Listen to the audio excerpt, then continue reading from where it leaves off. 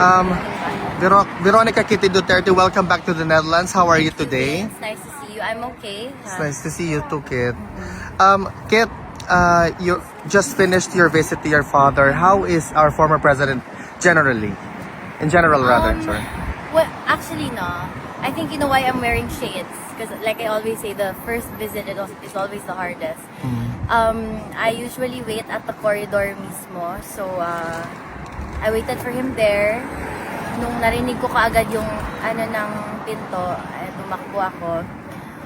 He was okay, but at first I noticed that he had drier lips and skin than usual. That's why I imposed a rule today, kada inom siya ng Coke, dapat may few sips of water. And then eventually, after he finished about, say, 3 cups of water, nag-okay naman. Natakot kasi ako kasi medyo mapula yung mata niya. So sabi ko baka dry. And he just needs hydration. So, ayun. How long has it been, Kit? My last visit was around January. I don't remember the exact days. Basta around that time. But was your father very excited to see you and welcome you as well? Yes, of course. Actually, may kasalanan ako ulit na late ako. Well, to be fair, I just arrived this morning, which makes it very hectic for me. May jet lag pa ako. I overslept a bit, but nakasunod naman ako. And balita ko, I asked the guard, obviously, na kung kumain na siya. Sabi niya, wala daw, kasi 1:30 exactly siya naghintay. Sabi ko, hala. So, kaya medyo madami siyang nakain during the visit. Yung pancake na gusto niya. And ayun. Kit, let's go to Davao. It's going to celebrate the Araw ng Davao, 89th, I believe. You're not going to be there during the celebration. I will be there, pero secret lang yung date. Okay. I will be there because I have a few friends organizing some events and I just want to show my support. Siyempre, Okay. I'm proud of where I come from. Do you have a message to the Davaoenos in relation to the celebration? Sa mga Davaoenos, magkita-kita ta diha and happy araw ng Davao. Maupod ng greeting ni Tatay Digong. Happy araw ng Davao. Nakitaan niya ang murag pa-light show nila sa City Hall. He was very happy about it. And sabi niya, he's very proud to be a Davaoeno. And he would not want any other lineage except being a Filipino daw. Kit, just a little bit political. Were you able to follow the confirmation of charges hearing? Actually, no. I'll be honest, hindi namin kaya manood. I think it's the same for the 4 of us and for my mother. We don't really watch the mismo because hindi namin kaya, honestly. It's hard for us. But of course, we do keep in touch with the legal team and just to see the progress. With respect to the waiver, Kit, signed by your father for not attending the hearing, sinabi niya doon na kaninyo ako magpabiling sulugoon. What do you have to say to that point of view of your father, even though he's already been incarcerated for almost a year now, but he remains faithful? Always the same. Always the same. Ana gyud siya. He rarely ever calls himself politician. Di man na magpatawag ng presidente sa una during his time. Ang favorite niya na ginatawag sa iya is mayor yun.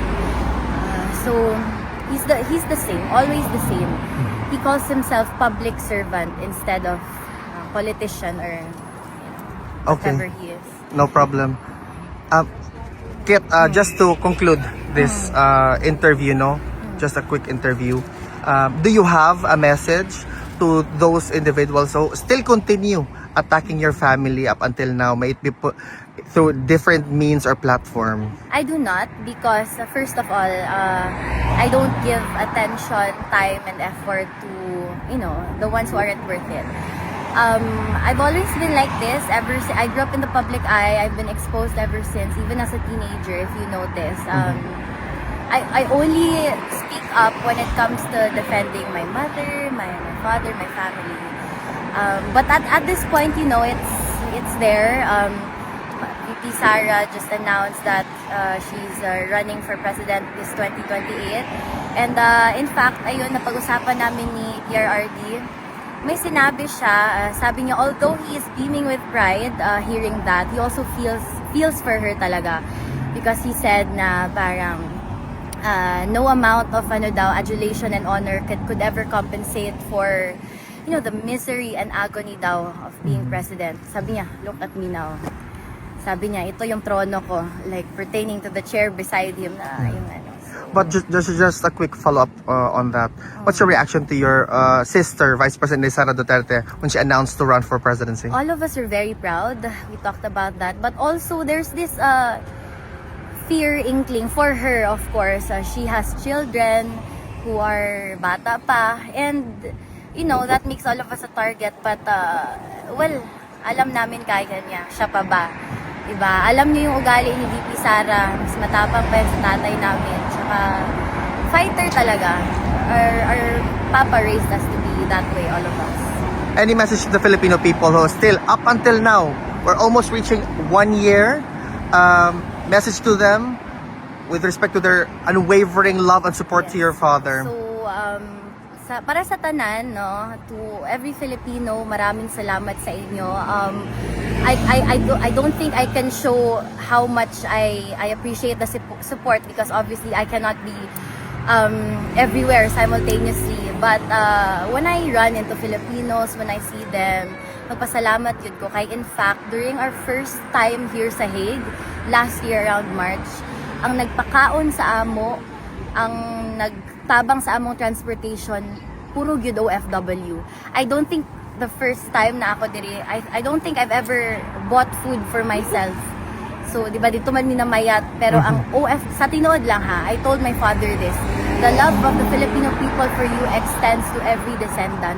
Ana siya kaano. Kay, dako gid kaayo nga tabang ang mga Filipinos sa amoa. Even here, sample na kay Ate Janie, ang sapatos, di ba? So, daghang salamat yun to everyone.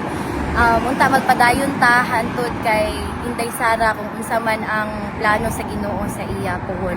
Daghang salamat sa inyo and we are here right with you. Kitty, on behalf of the Filipino community in The Hague, welcome back to the Netherlands. Mabuhay ka. Thank you, Vin. Thank you, everyone.